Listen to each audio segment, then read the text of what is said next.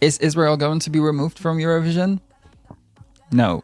99% no. However, it seems that the new additions to the Eurovision rulebook that have been proposed are specifically targeted at the Israeli delegation at the contest in order to prevent them from ever winning. First of all, we have this bombshell dropped by the EBU a couple days ago. This was stated in the article on the Eurovision site. The winning broadcaster will automatically be ineligible to host if an armed conflict, a sensitive geopolitical situation, or any other situation materially affects the security, safety, or stability of their state or immediate region. So, the wet dream of Khan hosting Eurovision in Tel Aviv is officially just a dream. Israel is officially not eligible to host Eurovision, which is something that they really want. Another interesting part of this release was in the fragment about an alternative host broadcaster. The host broadcaster will organize the contest in its own right, and it will not be required to stage the event on behalf of another member, meaning that Israel cannot just win the contest and then have another country throw the Eurovision Song Contest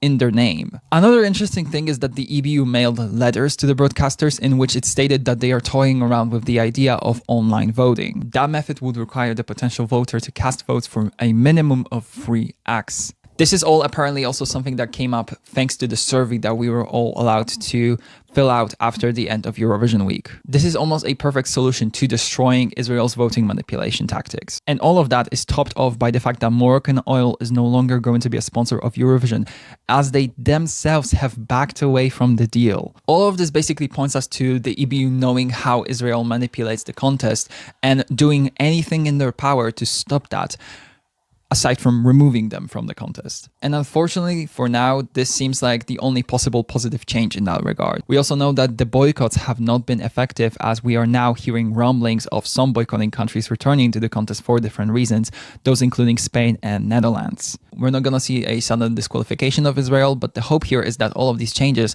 will discourage them from sending entries, as they will very quickly learn that all of their previous methods of success are no longer available to them. Ultimately, the goal is to remove them, but this is somewhat a good step in that direction. I cannot believe I'm being positive about something that the EBU is doing. Like, wow, look how the times change.